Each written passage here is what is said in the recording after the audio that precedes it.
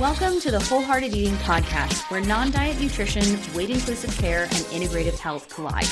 We're your hosts, Dana Montes and Christina Hoyt, licensed integrative clinical nutritionists and body image coaches. And we believe you deserve to have a joyful relationship with food in your body, even if you have a chronic health condition or symptoms that just won't quit. On this show, together and with our guests, we're bringing the real talk, no BS vibe with tangible tools to help you pursue health and wellness without obsession or restriction. Remember our disclaimer, this podcast is meant for general information purposes only and should not be taken as a substitute for medical advice, diagnosis, or treatment. On today's episode, we have a very highly requested topic that surprisingly in all of the, 270 plus episodes that we've done at this point, we haven't done a dedicated episode on endometriosis. So on today's episode, endometriosis dietitian Christie Lee is joining me for a conversation all about the endometriosis and IBS connection. We do a breakdown of endometriosis 101, how to know or check in with if it's either endo or quote normal period pain, an overview of the most common treatments for endometriosis and why they don't actually provide long-term success or even pain reduction for most people. And finally, we're talking about how to create a flare management plan, which can be very helpful for endo. And to be honest, this is something that I go through very commonly with all of the clients that I work with who have chronic health conditions and chronic symptoms that they need to manage all the time. Just a quick update with some exciting news before we get started with today's episode. So, since it's summer, and we know that this can be a really tough time on body image for everybody, we are bringing you more body image focused content in our weekly episodes this month and a ton of body image focused bonus content over on our Patreon as well. And even though we're nearing the end of season 6 of the Wholehearted Eating Podcast, don't worry, we're not going anywhere. We're just going on a summer break for August, and then we'll be back in early September. While we're going to be on break, we're going to be dropping content weekly from our body image audit course over on our Patreon throughout all of July and August. Throughout this month in July, you're going to see bonus content like how to get started working on body image, what is body image and why does mine suck, and then also the top 4 body image myths. So if you are interested in checking any of this out, head over to the show notes and all the links will be there, but it's patreon.com/wholeheartedeating. And a really cool new feature that they just added, if you would like to check out all of our stuff, but you're not ready to join our membership yet, you can also do a week free trial and see what you think. So head on over to patreon.com/wholeheartedeating and we'll see you over there with a ton of body image content for the summer.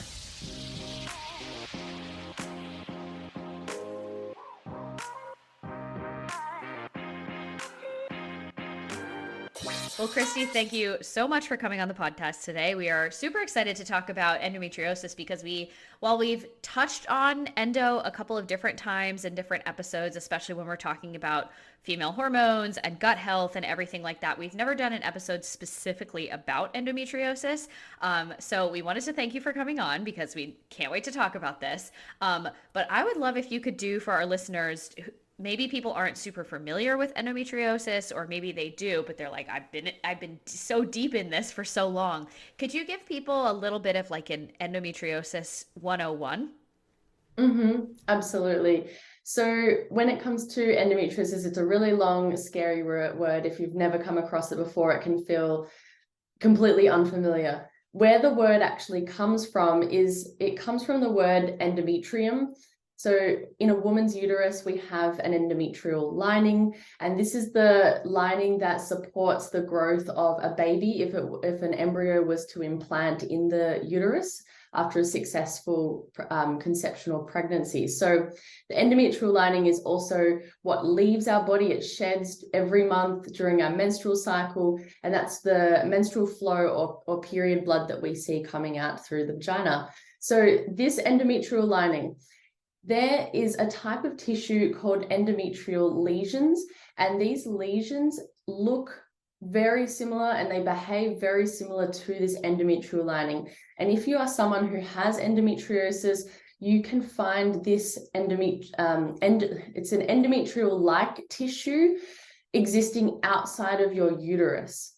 So it's quite important to distinguish that it's not the endometrium, it's not the same as that tissue. tissue. It's like that tissue because it behaves similar and it looks similar when you look at it under a microscope. But this type of tissue behaves very differently outside the uterus. It grows and proliferates.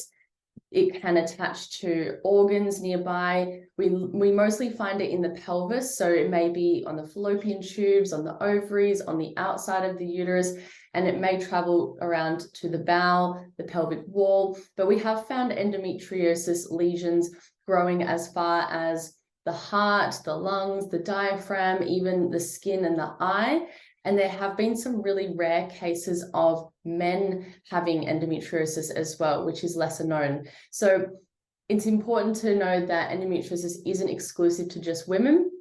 And this is why I use the more gender inclusive language, like people with endometriosis, when I speak about the condition. So endometriosis, in terms of the symptoms that you might see, you might notice pain, particularly pain around menstruation. You might notice pain that's very deep in the pelvis. It may refer to the back. It may refer down the leg.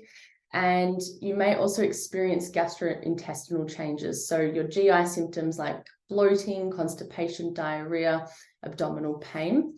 And you may also experience pain with intercourse or sex as well. So these can be some of the first things that someone may notice. And this can present as early as your very first period, day one, and it's excruciating for you. And for others, the symptoms may present a little bit later in life as well. So hopefully that gives you a bit of a really good starting place. And let me know if you have any more questions about going deeper into that.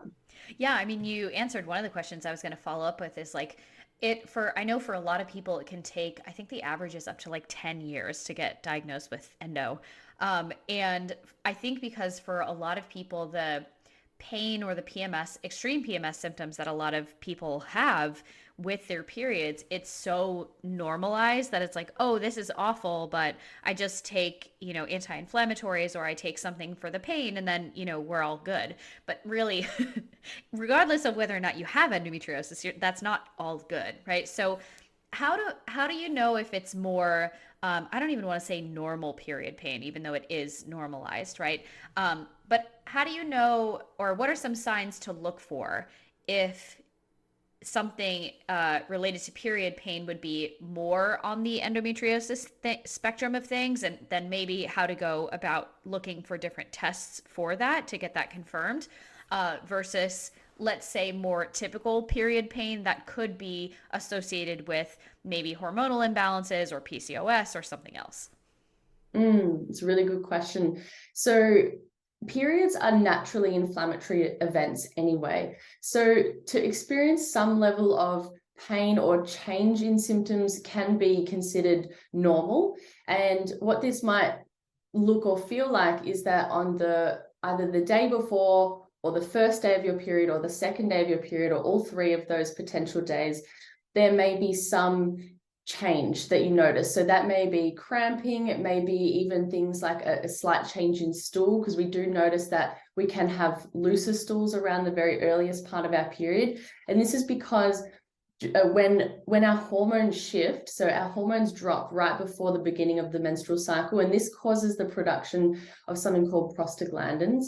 These little inflammatory chemicals, they help to shake the uterus, and that helps to remove the menstrual flow, but they also shake nearby tissue as well, like the bowel, and so that can cause looser stools. So if you experience symptoms like this, pain that doesn't stop you from going to work, doesn't stop you from going to school, going about your daily activities, but it may be a little bit of discomfort for you, and if you can resolve that discomfort with taking just 2 ibuprofen, for example, every maximum, say if you're having to take it every 4 to 8 hours, just for a couple of days, that could be considered normal. When it starts to go into the not normal or typical experience of period pain, we would expect that someone experiences pain for either longer, so the duration of that pain, or it may be more intense. So the intensity causes complete disruption to activities that you're trying to do. The pain may be so much that you'll be mid-sentence talking to someone, and then you have to stop, and you're sort of like screwing up your face and clenching and holding your belly, and it's really just like you haven't been able to continue that conversation, and then that pain may subside a little bit. It may stop you from being able to attend work, to, yeah, even, you know, for the most extreme cases can be that you might find getting dressed difficult or showering difficult and doing some of those more basic activities in the day. So there's a spectrum that we can expect to see from in people. And I guess like my way of looking at it would be, if it's not resolved by just small amounts of anti-inflammatory medication, if it lasts more than 2 days, and if it's so intense that you can't do normal things and get on with your day, then that's where I would say that this might be something more. And it might be endometriosis, it might not be, you know, like you mentioned, PCOS as well sometimes can experience pain. It's probably less common that we see pain in PCOS compared to endo, but a lot of people have difficulty at this point trying to get support. Like you mentioned, diagnosis can take somewhere between 7 to 12 years for a lot of people. And the biggest barrier here is that endometriosis is common, but it's not commonly well known, even amongst medical professionals. You would expect that doctors should be across something that affects 1 in 9 or 1 in 10 people, but it just isn't. So a lot of people go to the doctor at this point to describe their pain, and this normalization that you mentioned as well tends to happen, like, oh, period pain is normal. Unfortunately, this is just part of being a woman, they may say. Just keep taking painkillers or try hormonal therapies, things that may just mask it a little bit further without any real follow-up of investigation. And a big issue that we see here is that it's not just an education issue amongst general practitioners, but specialists can be really hard to get into as well. Waiting lists can be long, there's a big cost involved.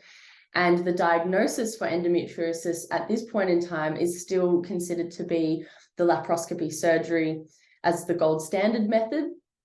This is obviously invasive, it has certain risks, waiting lists and things become a problem, costs. We do have some cool new technology that is being looked into coming into the future, which is exciting.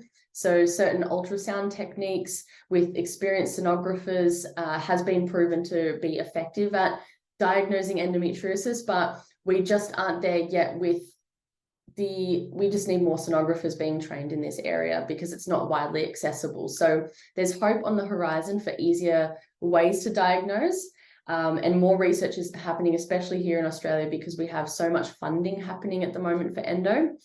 But for now, yeah, this is some of the barriers that people experience. Yeah, it's funny because, or you know, not funny, maybe it's like kind of creepy with the Instagram algorithm, because I'm starting to see more and more clients that do have endometriosis, and I'm starting to learn that more and more people in my life do have it. I do not.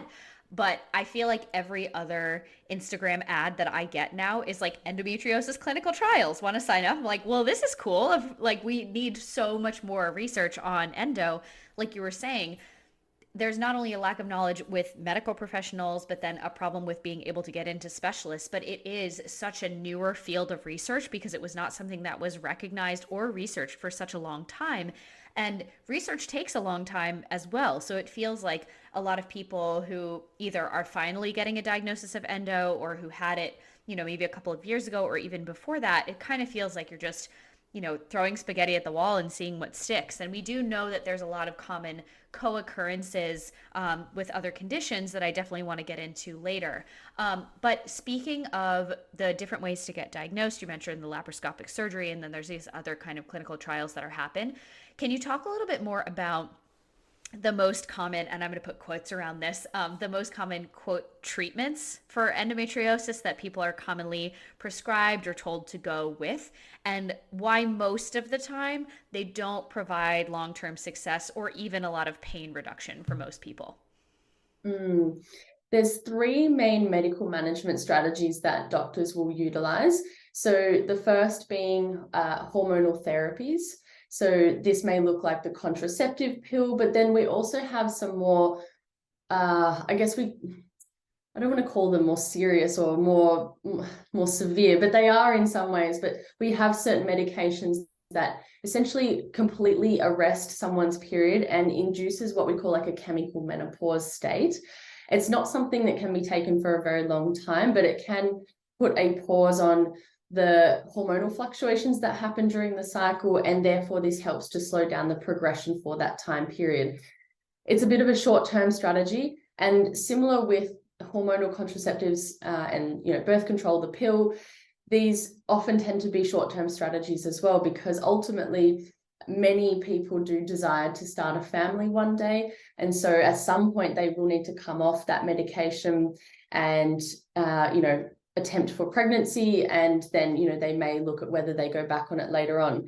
And maybe I'll talk to this group first before I move on to some other treatments. But some of the reasons why we might see that these aren't long-term or they're not as effective, it can be different for different people. Some people find the hormonal contraceptive pill to be really effective, and they can't live without it. It's totally changed their experience of their periods, of their endometriosis. Their symptoms are dramatically improved, and that's that about, I would say, I think the stat is about 2/3 of people do find the contraceptive pill to be really effective. And mostly they will use a progesterone only type pill, because this helps to balance out some hormones for endo. But about 1/3 of people who take this type of medication can experience a really uncomfortable change in their mood, anxiety, and depression.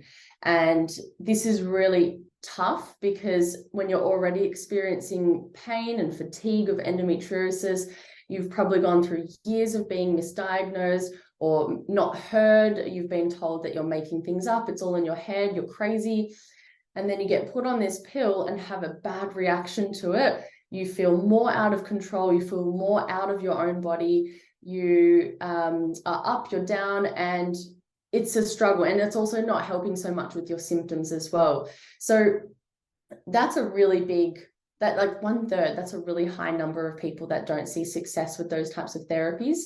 And if we're talking more about our menopause-inducing drugs, these are so short-term, like really 6 months maximum is how long someone can use it for. And you're going to have endometriosis for the rest of your life. So it's a really, really short-term strategy that is being used.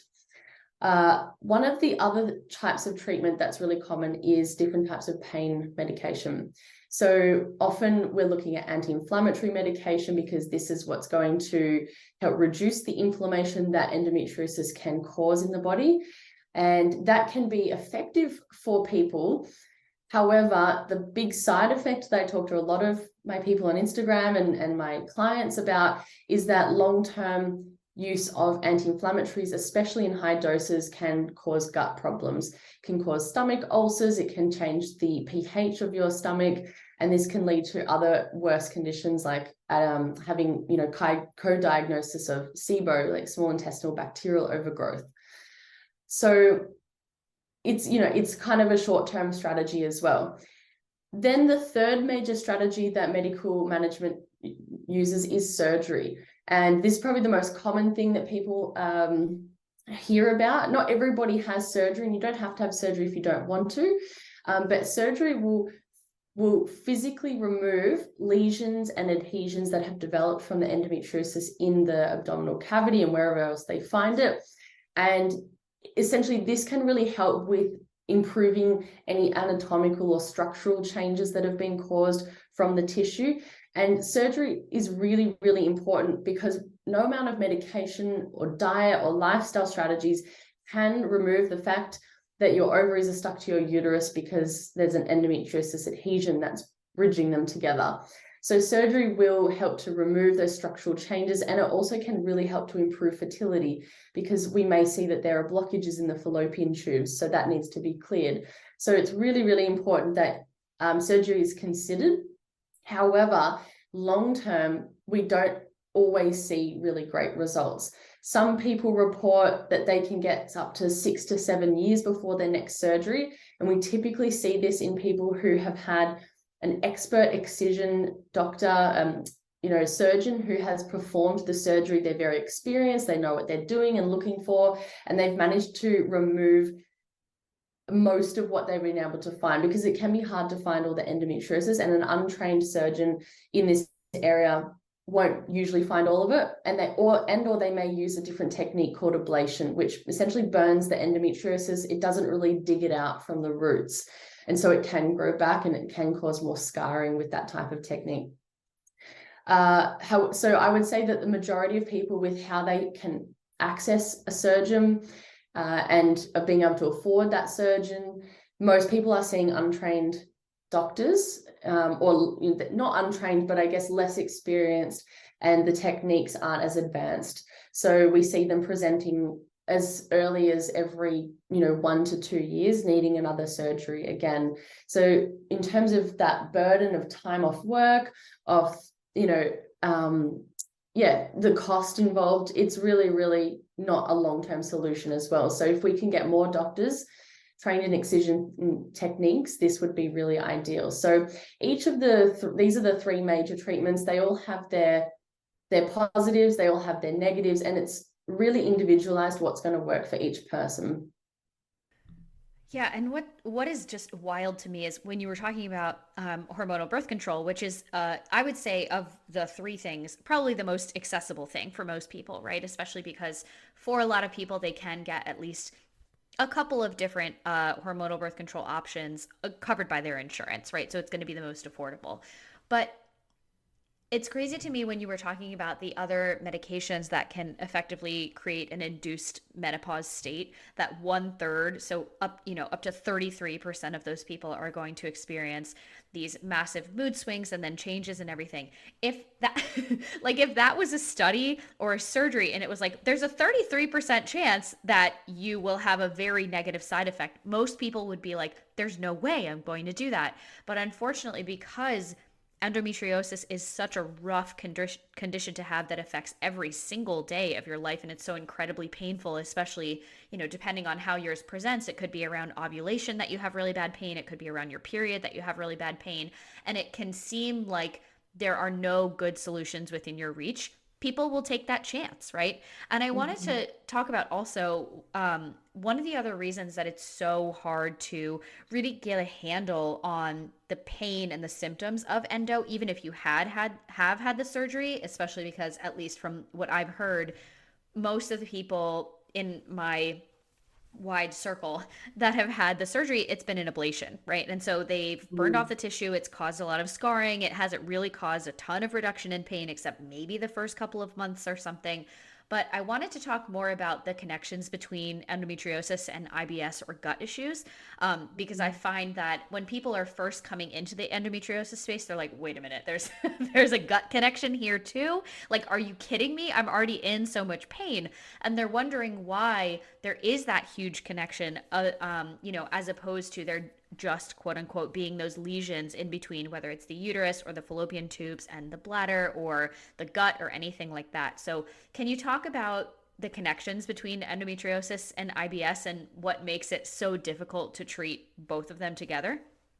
And a lot of people will even ask, when talking about this topic, do I have endo? Do I have IBS? Do I have both? And something I always like to clarify, and you will know this very well, that irritable bowel syndrome is really just a collection of symptoms that we use to describe something that we don't know what causes it. It's a diagnosis based on exclusion. We don't know what causes IBS, and whilst we also don't know what causes endo, IBS is a collection of symptoms: bloating, constipation, diarrhea, pain, gas, that can present with many different conditions. We see it presenting alongside celiac disease, inflammatory bowel disease, diverticular disease, other types of pelvic conditions, and endocrine or hormone disorders as well. So it's, and of course, endometriosis. And that overlap of symptoms can mean that people are diagnosed with IBS first because it's more well known, and then they eventually do discover that they have other symptoms on top of these gut symptoms, and endo may be a diagnosis later on. But to bring it back to the connection, so when we look at, we've got 2 conditions with that we don't actually know what the causes are, but we see that there are correlations in what we call like hallmark features, or things that commonly present with both conditions. So one of the first ones is that they both present with inflammation. And so inflammation can cause gut dysfunction because our immune system and our gut are intrinsically connected. Our gut hosts somewhere between 70 to 80% of immune cells. And therefore, if we experience a change in immune function or inflammation, we see gut dysfunction. And then in reverse, if we experience gut dysfunction, maybe there's been overuse of anti-inflammatory medications, poor lifestyle or things like that can cause gut dysfunction, can in turn affect the immune system and inflammation as well. So there's a huge connection there with the gut and the immune system. And we also see that there are differences in bacterial populations in people with endo, people who have IBS. So the bacteria or the microbiome that lives in the gut can be disrupted in both conditions. So it's a bit of a chicken and an egg scenario, like what's causing what. We don't really quite know exactly where it all begins, but this is helpful for us to know. Some of the other things is hormone changes. So with endometriosis, we often see either too much estrogen in the body, or there could be progesterone resistance. And so this imbalance in the ratio of estrogen to progesterone can cause disruptions in the way that our gut functions. The last one, and maybe probably one of the most important ones in my mind, is that nervous system dysfunction is present in both of them. So endo and the hormonal changes that are experienced can cause shifts in mood, in the way our nervous system functions, and similar with IBS. And so a lot of studies that have looked at IBS also notice that stress and anxiety are a big part of that story. And a lot of the reason that people experience so much pain in their gut with IBS is because their nervous system is overactive. And similar with endometriosis, when you've lived in pain for so long, you can have an overactive nervous system from that. So these are the key things that cross over. And it's, while we don't have all the answers, knowing that little bit of information helps us understand that we can actually manage both conditions together if we look at those hallmark features and actually address some of those underlying causes. Because what I like to say is like hit two birds with one stone, really. If we address gut dysfunction, if we address inflammation in the immune system, if we address hormone imbalances and nervous system health, we typically do see that we can improve symptoms of endo and IBS together. You just wrapped that up so beautifully, because I was about to wrap that up and then lead into the next question, but you already did it for me, so thank you. But so what I was going to say is, when we're looking at these different areas of managing inflammation and pain, managing gut dysfunction, whether that's due to inflammation, microbiome imbalances or changes or shifts, and then the nervous system as well, it looks like we have kind of three what could be viewed as separate but very kind of conjoined areas that can work very synergistically together when we're looking at approaches and treatments to working with the symptoms of endo. So I just wanted to reiterate for people, even though, Christy and I are both saying there's so much that we don't know, right? And there, on the one hand, promising research is starting to come in and studies are being done and everything like that. But just because there's a lot that we don't know doesn't mean that there's no integrative or functional treatments that we can do outside of these three medical things that Christy already mentioned. So can you talk about some of the most successful ways that you have found when you're working with clients to help them manage your symptoms? And feel free to take that question in whatever direction you want. Yeah, cool. So I typically see two groups of people with endo. One group of people have very few IBS symptoms, and if they do have some gut symptoms, they only really present with their cycle. So they're more typical of cyclical symptoms. So they may have period pain and or ovulation pain. They may notice some constipation in their final phase, their luteal phase of the cycle, and then maybe a switch to more looser stools at the beginning of their period. They may experience bloating with their period and or with ovulation as well. So the type of management for someone with cyclical symptoms is different. There's some crossover, but it would look a little bit different to the type of client who has endo plus classic IBS. And the difference being is that IBS is a chronic condition. It can present any day of the week. It doesn't have a pattern with, it may exacerbate with the cycle, but someone is struggling day to day with chronic bloating, chronic either constipation, diarrhea, or both, and they notice that, you know, pain and gas and things like that are just problematic all month. So when I'm looking at the person who just has cyclical symptoms that occur, what we need to really address for that person is the underlying reasons for those symptoms. And the two major things that affect this person are hormone imbalances, because we have a cyclical presentation of symptoms, and they also experience a lot of inflammation. So they're the two key areas that we need to cover, and nutrition and lifestyle are some of the best ways to naturally manage these types of things without side effects that we would see in medication. And then talking to the person who has the IBS plus the endo symptoms, we need to add in a little bit more around specific strategies for managing their food intolerances or gut dysfunction symptoms. And I should actually clarify, with the person who has cyclical symptoms, we also need to look at their gut and improve their gut health, because we know gut dysfunction is such a big part of endo as well. But the strategies will look a bit different. We will be looking at improving the microbiome. We're looking at essentially how to just optimize the health of their gut, and therefore that will have impacts on their immune system and inflammation. Whereas with the IBS case, these people are suffering and struggling so much day to day that we actually need to take a step back before we can dive into those long-term gut health principles and strategies. And a step back, what that looks like is actually removing the amount of dysfunction that they have in their gut. And this may look like a type of elimination diet, which might be like a low FODMAP diet, which I prefer to use. And this will help to relieve some of those symptoms that they're experiencing before we can dig deep. And I explained to a lot of my clients that the strategies that you might see in anti-inflammatory eating with improving your gut microbiome would be things like eat more fiber, have more fermented foods, have more plant diversity, do all these wonderful things. But if you said that to the person with endo and IBS, you would probably just put them into a world of pain before they would get a result. And most people are not going to do that. They're already in pain and they're not coming to you to get more pain. So the step back is that we actually need to relieve those symptoms first, uncover what is triggering. It's like, rather than, we need to actually put out the fire rather than add more fuel to the fire. And then once we have once we are less fatigued and less in pain and having less gut dysfunction, then we can start to rebuild the gut back up again. And so that strategy will take a little bit longer to do than it would for the people with endo who just have cyclical symptoms. So there's lots of crossover there, but strategy can look a little bit different.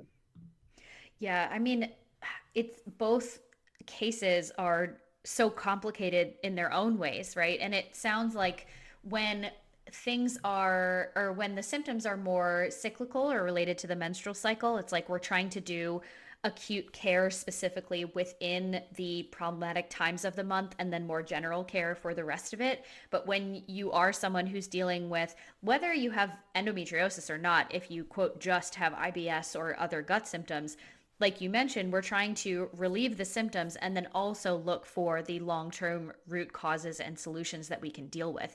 And one of the things that I always reiterate to people, and I know you'll feel the same way, is unless food is the origin of the problem, it can't be the only solution, right? So while eliminating different high FODMAP foods like onions and garlic, let's say, which are two of the most problematic ones, can help relieve some symptoms, onions and garlic aren't how we got here in the first place. So we can't only rely on that to quote fix all of the symptoms, which I find when a lot of people are coming from the kind of traditional dieting mentality, or if they've been to functional medicine or anything like that, sometimes it really can feel like, oh, I have to stick to this list of foods for, the rest of my life, or a year more plus, as long as I have these symptoms.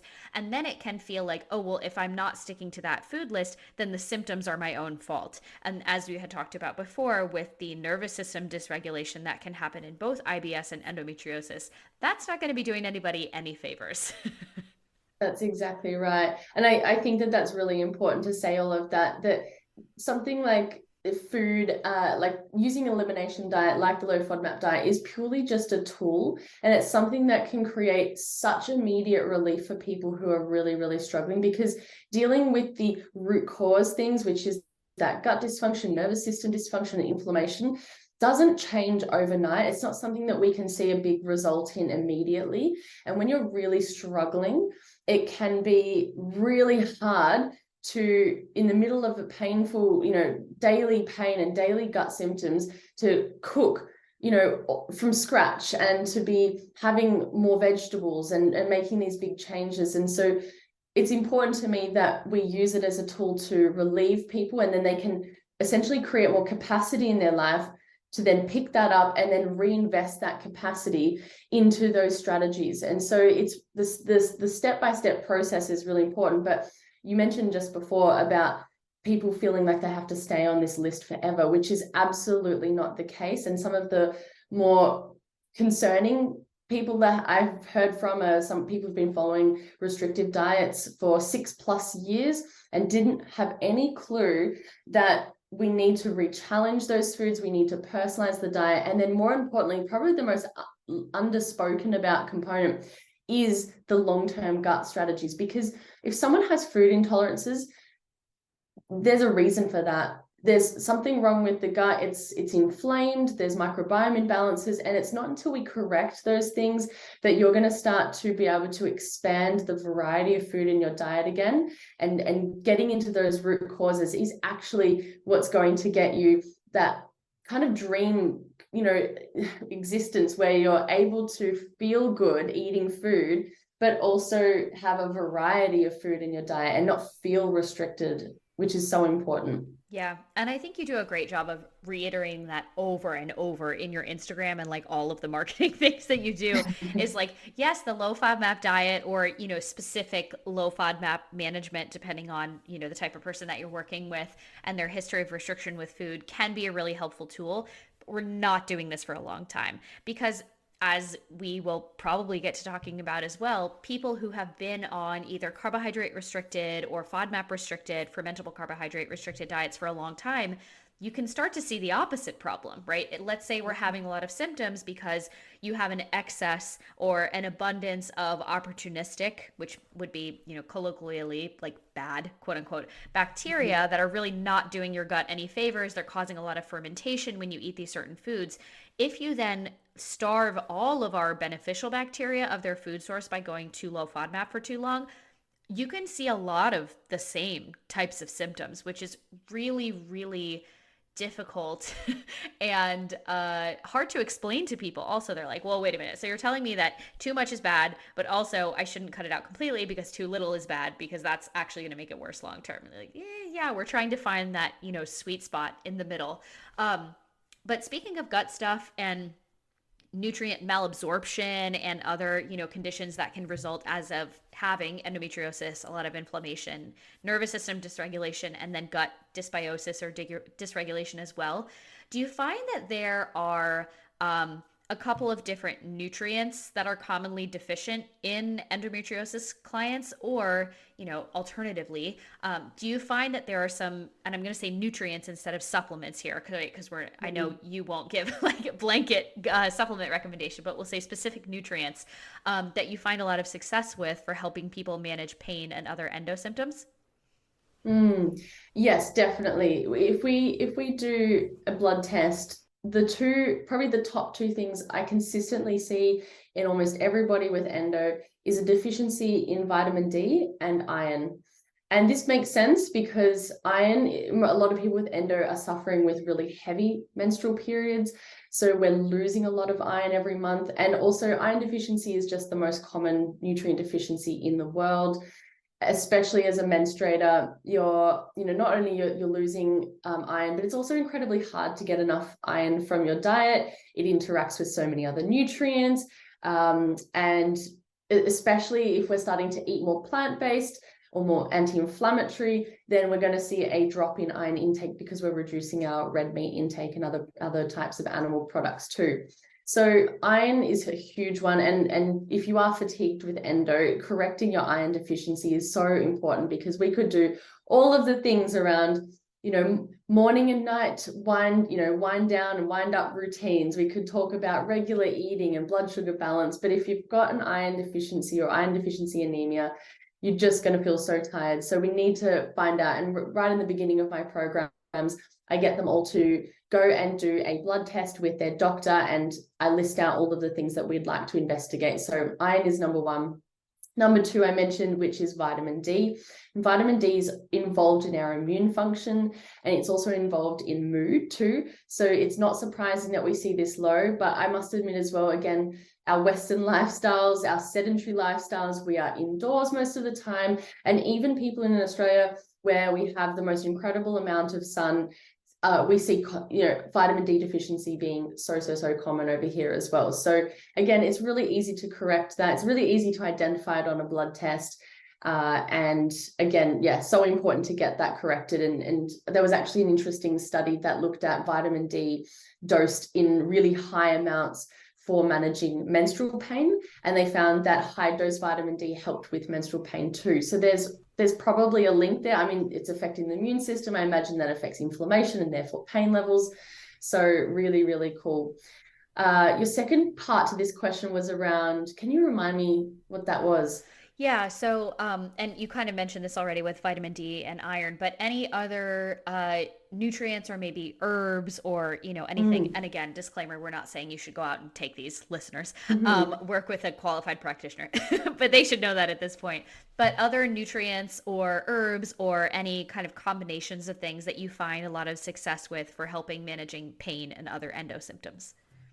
Yeah, absolutely. And I think that it's really important to always have supplements recommended for you, especially because getting the right dose is really important, but also the quality of the supplement or nutrition powder or whatever you're taking is really important. It's sometimes what we think is okay. For example, magnesium, I'm going to bring this one up because magnesium is well known for being able to improve cramping and pain. It can also help with sleep. It can help with nervous system and stress levels. However, there's lots of different magnesiums on the market. You can find something as heavy as a magnesium oxide, which can be really yucky on the gut and make you feel uncomfortable, can give you loose stools, all the way through to something like magnesium glycinate, which is much better absorbed. And even like I will use magnesium for assisting someone with constipation in a more natural way. And in other cases, depending on your symptoms, if you're struggling with more stress and sleep issues, then, the type of magnesium will be different again. So that's just one of my favorite examples to explain to people the importance of getting your supplements reviewed by a professional and recommended by a professional. But so magnesium is definitely something I love to use.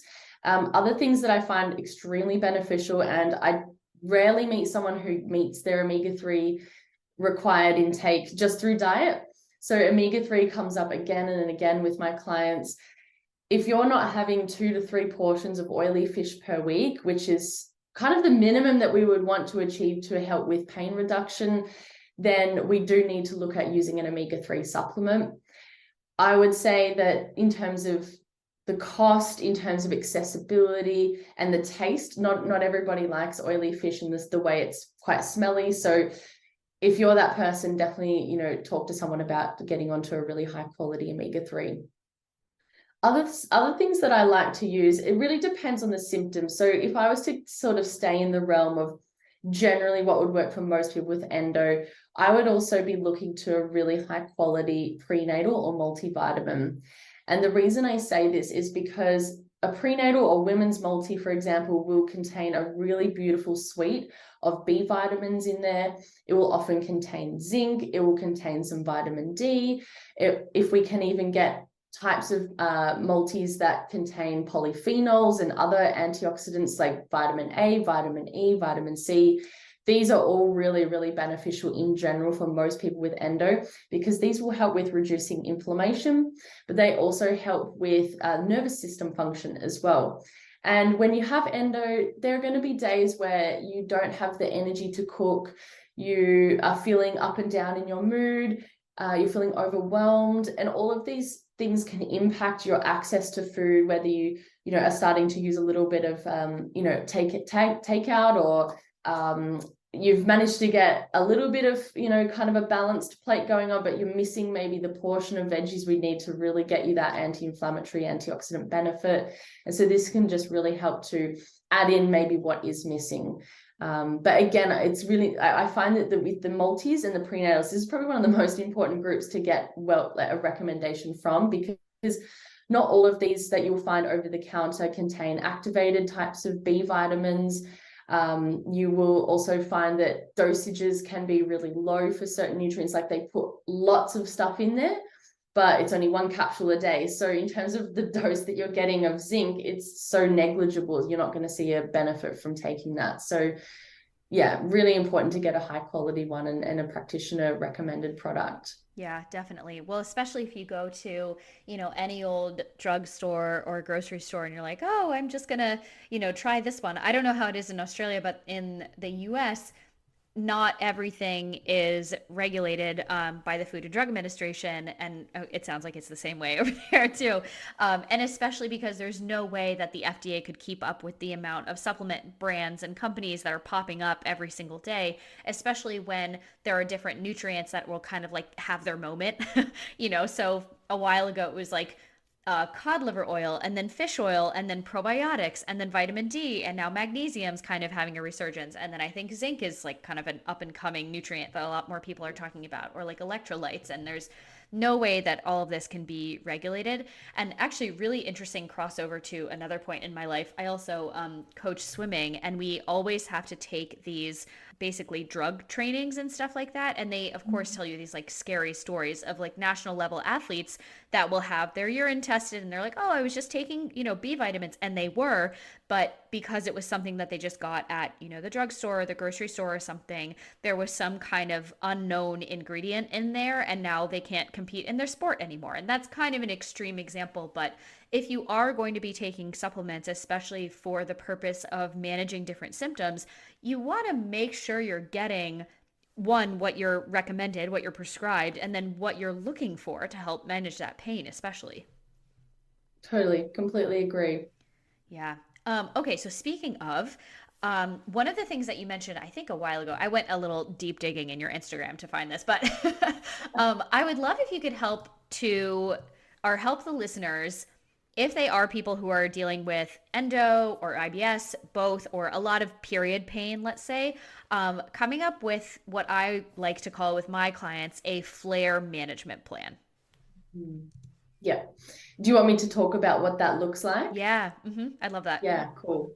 So and this is, I actually have a mini course as well as my main program that I do. And this was one of the first things that I wanted to put in that course, because I guess like when someone's first looking for support, it's really important to me that the first thing that they're doing is something that's really actionable, something that's going to relieve symptoms quite quickly. And that way we, as I mentioned before, give that person some capacity, some energy, some brain space back to actually work on some of the more like the things that work at the root cause level and don't create overnight success, but are the bread and butter, most important things to be implementing daily. And like, as you mentioned, a flare protocol. So I talk about this around the period. You can use this around ovulation as well, but around about 1 week out from your period, you're in your luteal phase, and this can be a time where you may experience some uncomfortable changes in symptoms already before we actually arrive at your period and things really start to flare up. And this time's really key to start really ramping up what you can do to really reduce the intensity and duration of that period flare. But you can also, I guess, no, I'm going to talk about it just around the period, because I think I'll just confuse everybody. When you look at the use of anti-inflammatory medication, we know that this is most beneficial when taken before the inflammation occurs. And a lot of people don't realize this, because they often wait for the pain to get so bad before they will take some medication to help themselves. And it's because they don't want to overuse anti-inflammatory medications. So I completely understand that. And I recommend that people don't overuse it as well.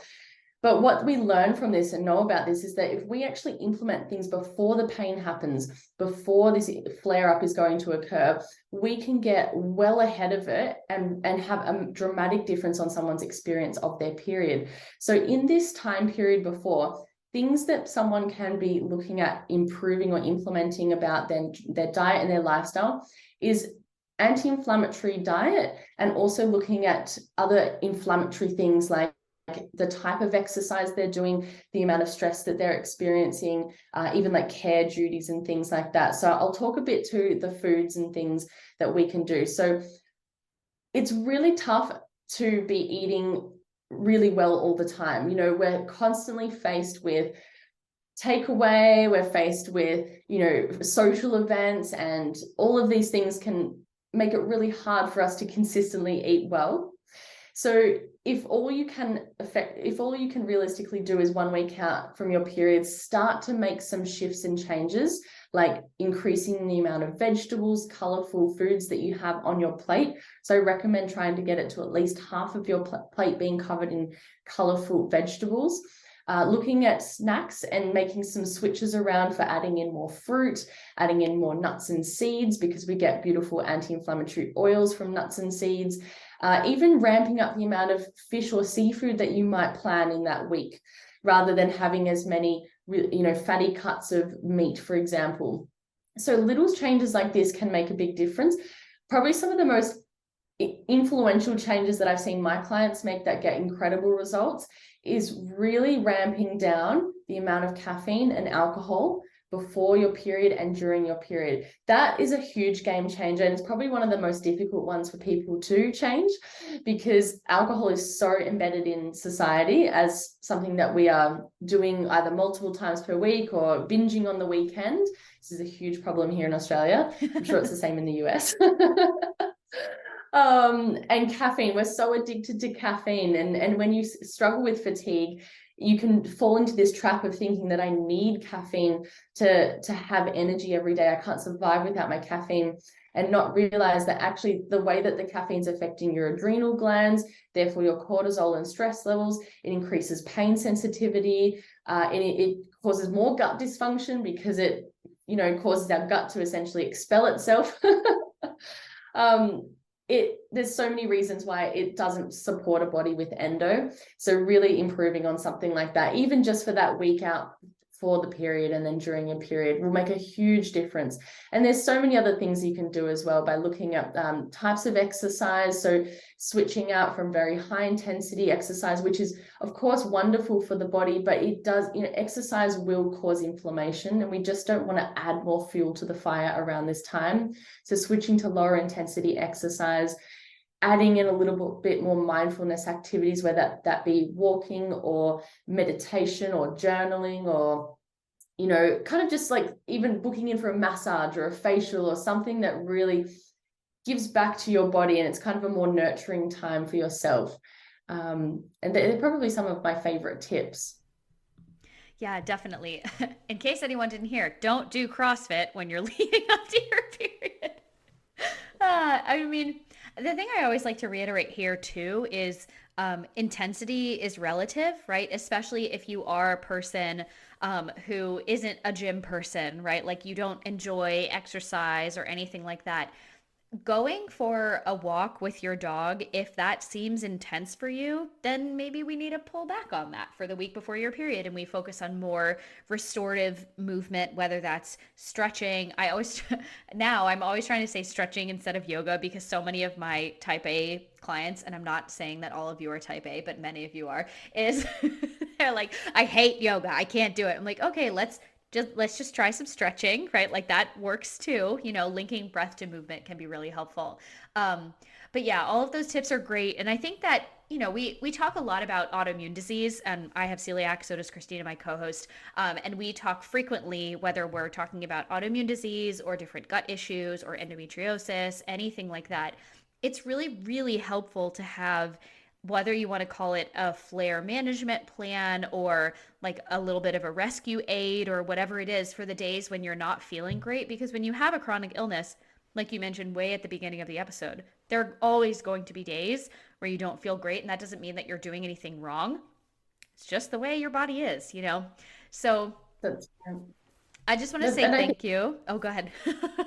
oh, I was going to add just there, it's so important to have a little rescue kit because it's whilst we can implement so many things to avoid a flare up in the first place, the reality is that if you have endometriosis, with where we are at the moment with medical management without having a cure, there are still going to be those days where you may experience a flare up, you may experience a worse period from time to time, and this may happen, and you want to have a little rescue kit, or I call it like a little toolkit that you keep in your handbag or you keep it at home, and put a couple of things in there that can really help you. They may be a couple of pharmaceutical things.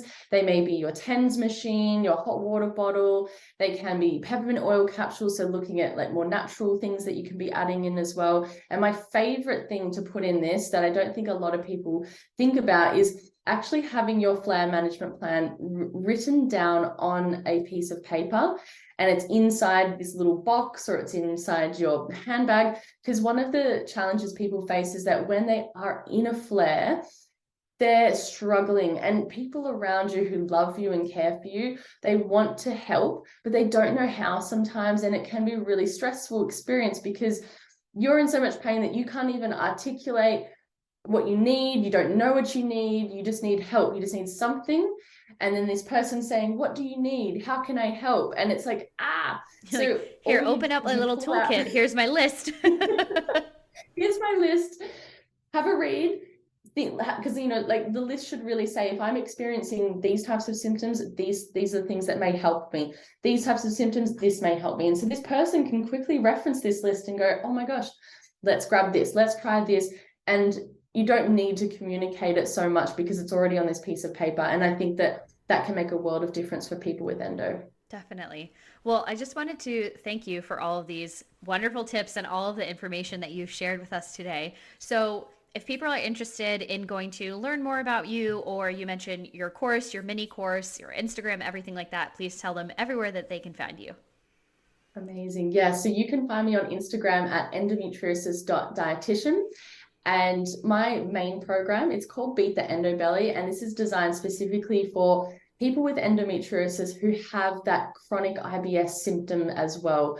So this program is all about reducing period pain, bloating. I call them funky poops, which just collectively describes constipation and diarrhea, and fatigue. And this is a 6-month framework that I work with my clients inside a group coaching framework. And that's my core offer. But as I mentioned before, if you're looking for somewhere to start, something that can feel more introductory, then my mini course is the best place to get started. This is all about, I called it my ultimate anti-inflammatory meal plan for endo. And it's a 3-part workshop series with resources. So I take you through building a flare-up management plan and pre-period protocol. I also go through how to start the implementation of an anti-inflammatory approach to eating. And then I finish on talking about how to get more organized with anti-inflammatory eating, and you get my entire anti-inflammatory meal planner and recipe vault as well. So it sort of takes people on a journey from getting out of that initial flare, learning a bit about anti-inflammatory eating, and then feeling more organized in how to actually execute on this and not get overwhelmed, because a lot of people can feel overwhelmed by nutrition. So yeah, that's the best place to find me. All right, great. Well, thank you so much. We really appreciate it. And listeners, we'll talk to you next week. Hey friends, it's Dana, and thanks so much for listening to the Wholehearted Eating Podcast today. Find us on social media at Wholehearted Eating Pod on Instagram and at wholeheartedeating.com for more information about working with Dana and Christina for one-on-one nutrition counseling. If you love the show, we would love you forever if you'd share an episode with your family and friends, or tag us on social media, or leave a 5-star rating or review wherever you listen to podcasts to help more people find the show. Check out patreon.com/wholeheartedeating to help support the show and get access to ad-free episodes, bonus episodes with us and our guests, episode discussions, new resources we're creating for Patreon, and so much more. If you have questions for us, feedback on the show, potential topics or guests you'd love to have on, shoot us an email at hello@wholeheartedeating.com, and we'll see you next week.